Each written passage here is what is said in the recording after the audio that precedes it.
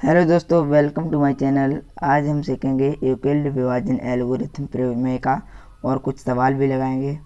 तो यूक्लिड विभाजन प्रमेय में a equal B Q plus R ये इसका समीकरण होता है और इसकी शर्त होती है 0 less than R less B और a ग्रेटर बी। प्रमेय में जो a equal B Q plus R होता है ये इस सूत्र से लिया गया है, भाज्य बराबर भाज्य इंटू भागफल प्लस शेषफल। जो भाजक है ये b है और भाज्य a यहाँ पर, और जो भागफल है ये q और जो r है वो शेषफल है। ये जो सिंबल है जो लेस देन का है ये लेस का है और ग्रेटर देन का ये ग्रेटर का। अब HCF की जो फुल फॉर्म होती है वो हाईएस्ट कॉमन फैक्टर और LCM की फुल फॉर्म होती है लीस्ट कॉमन मल्टीपल। अब हम सवाल देखेंगे।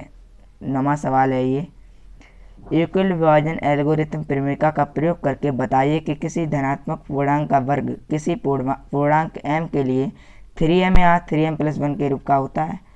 तो हमें इसमें कोई धनात्मक पूर्णांक लेना है और उसका वर्ग पूछना है।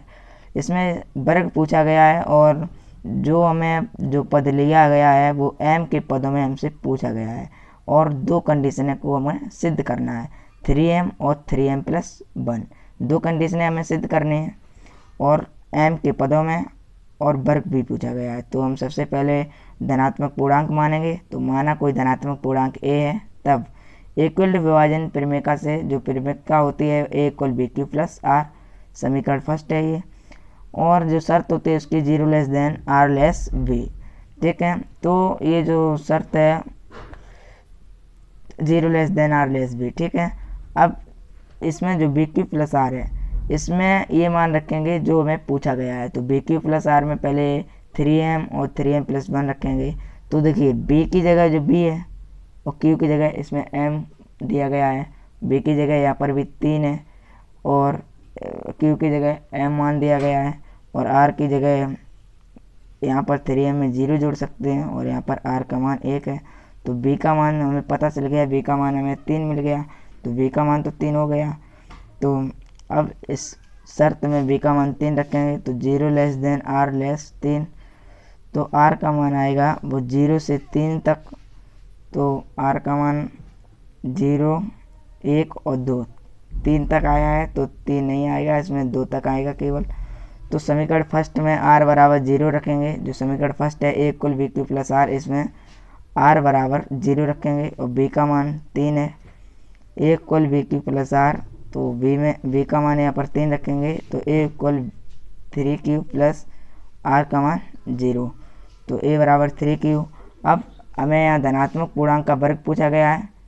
अब यहाँ पर दोनों पक्षों का वर्ग करेंगे। तो a स्क्वायर इक्वल 3q का होल स्क्वायर, तो a स्क्वायर इक्वल 3 का वर्ग करेंगे 9q का q स्क्वायर।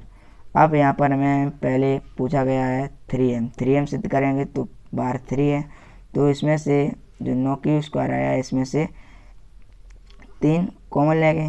तो इसमें जब 3 कॉमन लिया तो 3q स्क्वायर बचेगा। अब यहाँ पर 3q स्क्वायर की जगह m किया जाएगा। तो 3 माना 3q स्क्वायर बराबर m, जो कि एक धनात्मक पूर्णांक है। ठीक है,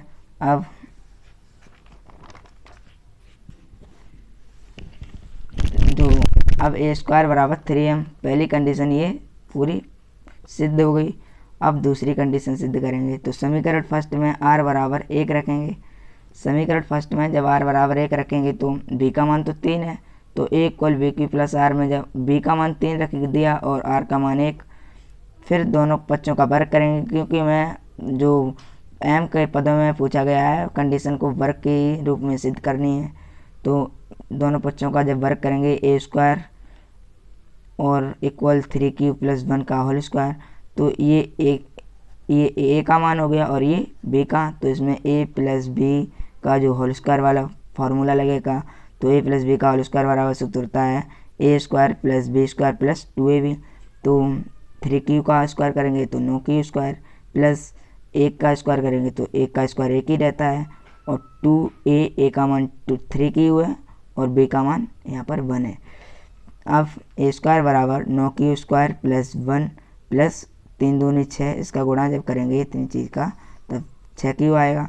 अब A square equal 9q square plus 6q plus 1, ठीक है। अब हमें इनमें से कॉमन लेना है, दो पदों में से ये इसमें से कॉमन लेना है, क्योंकि जो पीछे हमें सिद्ध करना है 3m प्लस 1, तो पीछे का जो 1 है वो तो यहाँ पर 1 है, तो हमें आगे 3m लाना है, जो 9q स्क्वायर प्लस 6q का 3m करना है। तो इसमें से 3 कॉमन लेंगे, हमें 3 सिद्ध करना है बाहर, तो 3 कॉमन लेंगे और अंदर वाले को m मान लेंगे। तो माना 3q स्क्वायर प्लस 2q बराबर m, जो कि एक धनात्मक पूर्णांक है, तो a स्क्वायर बराबर 3m प्लस 1, ये दोनों कंडीशनें सिद्ध हो गई। मिलते हैं अगली वीडियो में, तब तक के लिए जय हिंद।